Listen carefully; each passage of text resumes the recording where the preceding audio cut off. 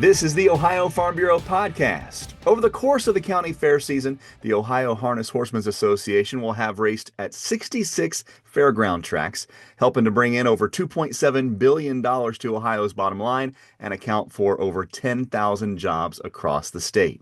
I'm Ty Higgins. And I'm Ryan Matthews.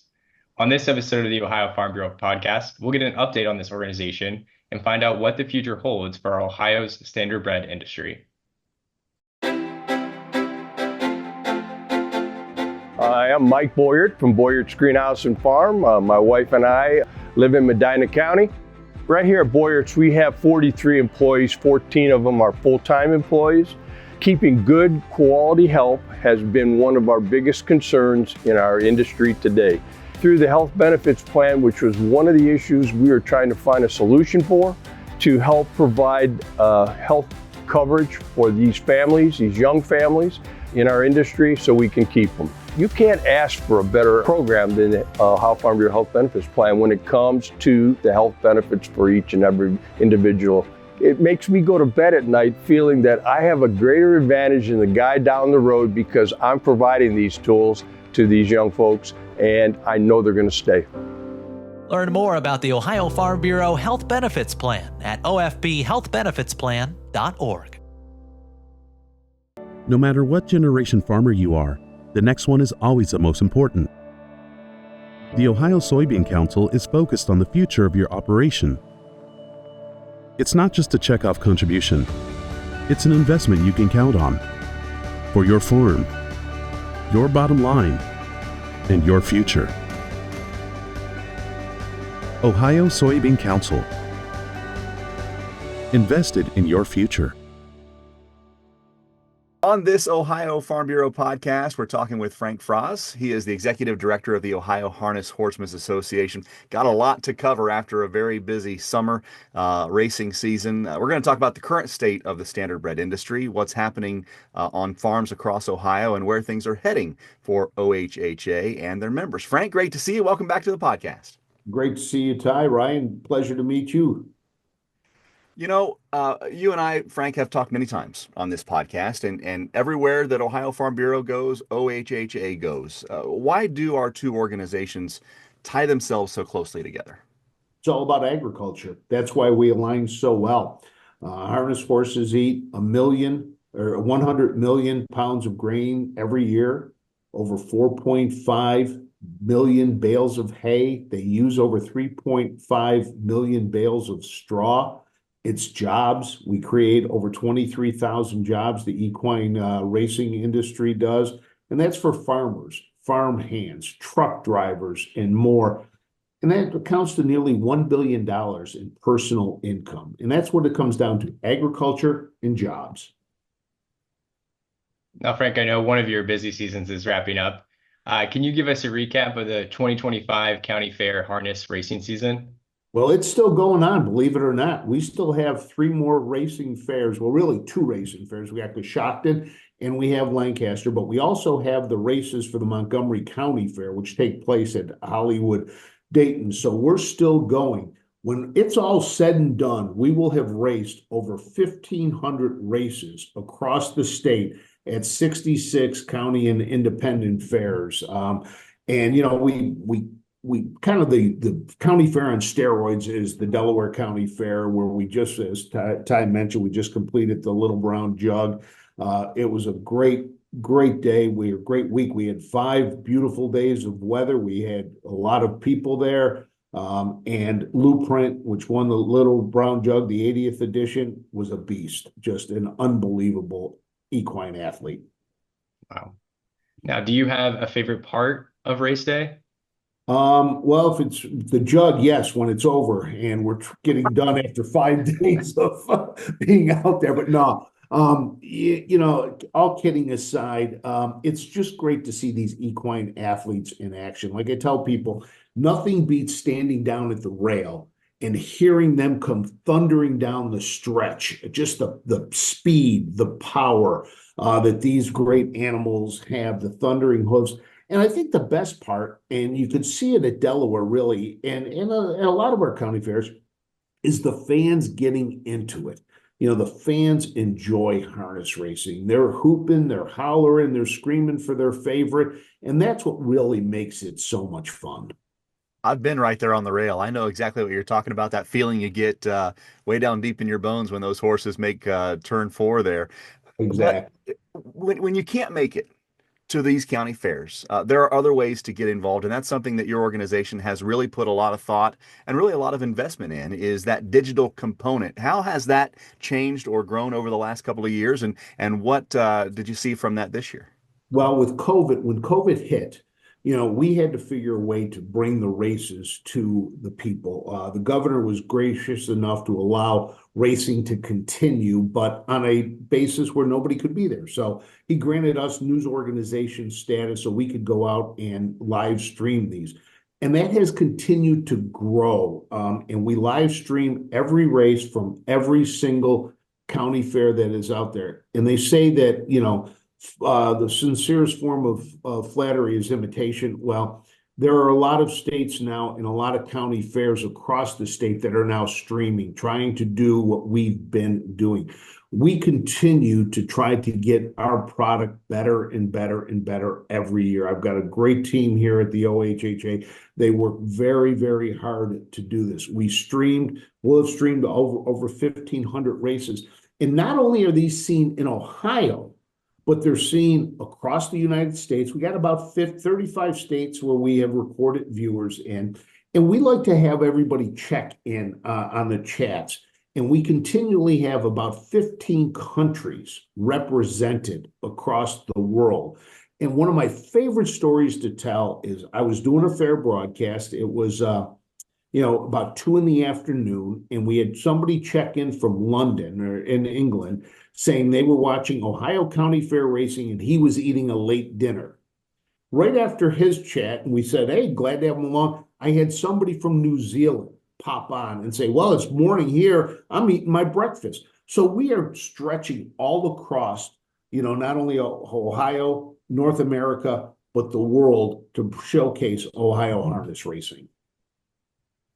That's incredible. And what a success story on how, your digital presence has really created like a global, phenomenon where all these people from different countries are starting to join in and wanting to learn about racing, In which kind fact, of brings us, oh, go ahead. these people come in from all over the world for the Little Brown Jug. I interviewed a couple gentlemen who were in from New Zealand. I interviewed some people from Canada. So we have these people not only watching it, but now are coming into Ohio. They're spending their money in our communities, and it's creating economic impact right down to the county level.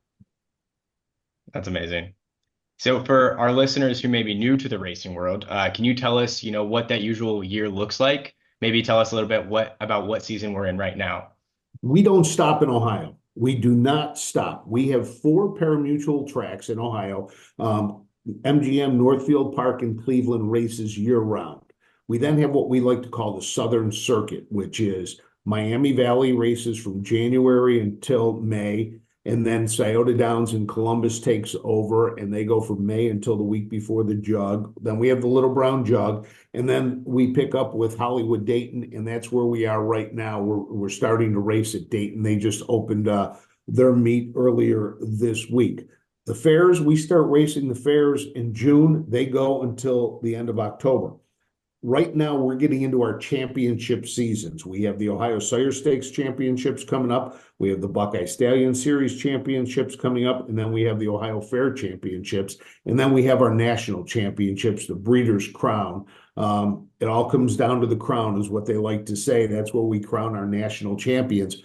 And that will be in Columbus in 2026 at El Dorado, Scioto Downs. So we are really excited to be bringing that into Ohio. I know that you've seen a lot of change in the industry, Frank, even over the last 10, 15 years. And some of that was because of what happened in 2020 and needing to evolve in order to continue to do what your organization does and loves. But what other things in the industry have you seen evolve over the last decade, and what was driving that change? Well, I think one of the big things since I started here in 2019, we're seeing a lot more national coverage of harness racing than we have in the past.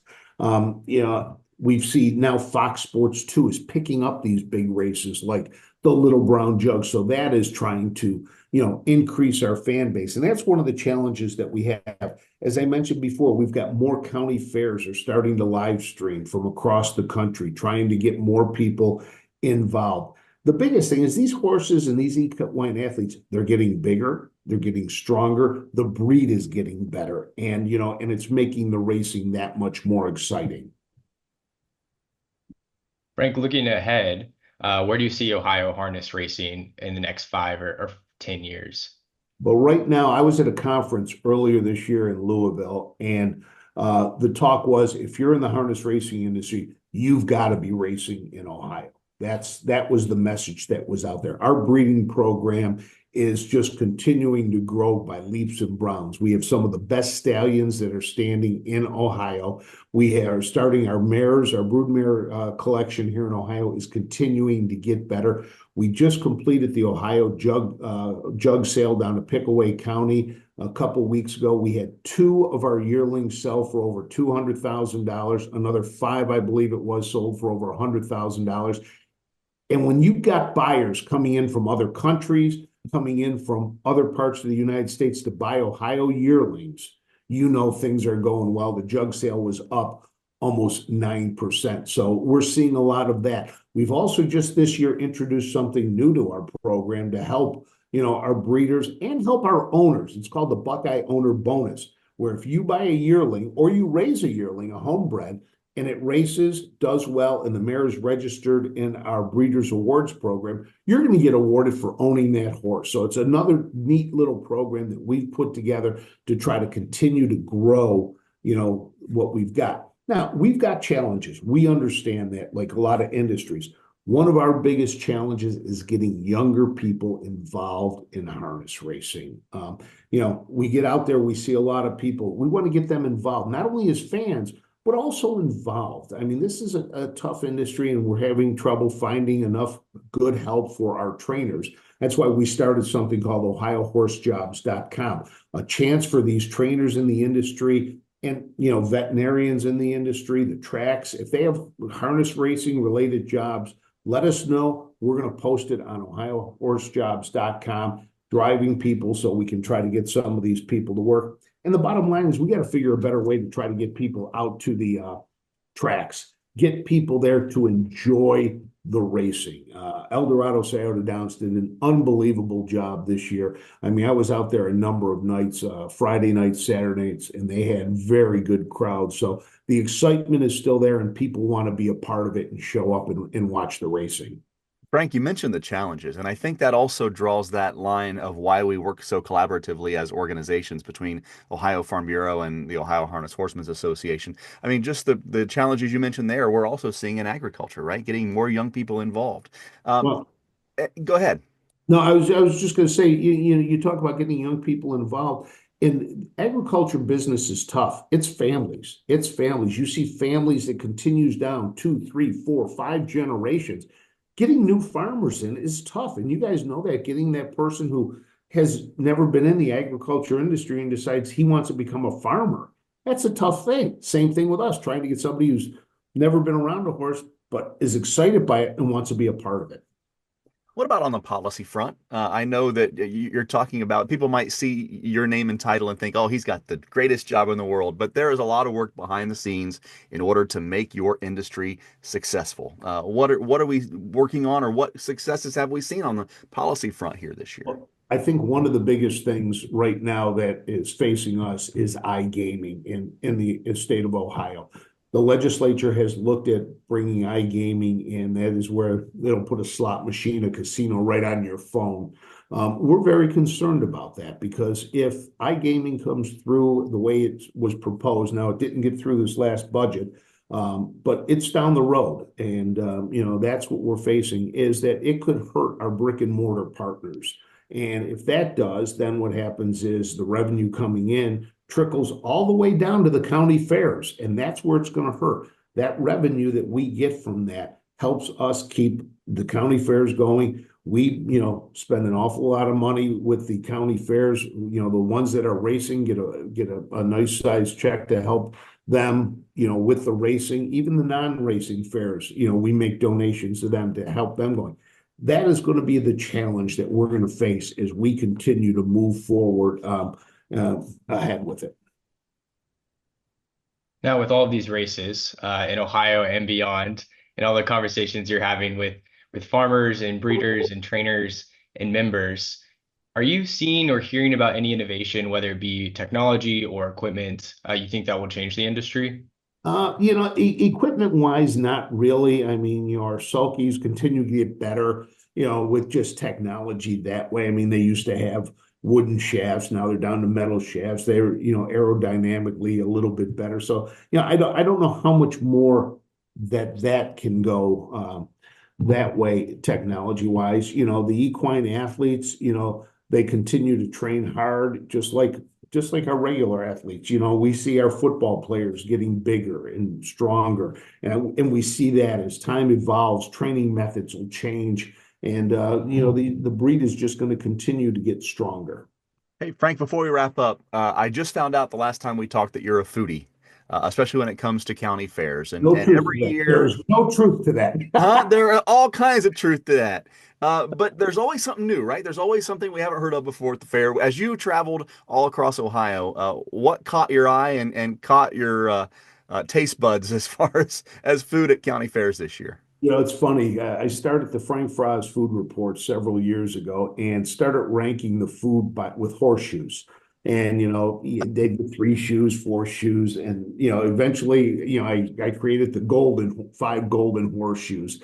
I'm not a big sugary sweet kind of elephant ear guy, deep fried Oreos. I'm not really into that. I'm more into the substance, so, when you're out there and you're looking at different things, the one thing that I always laugh at is the slop bucket that I had, and it was really good. I mean, it had some potatoes in it. It had, some pulled pork on it. It had some cheese and some gravy and things like that. And it was unbelievable.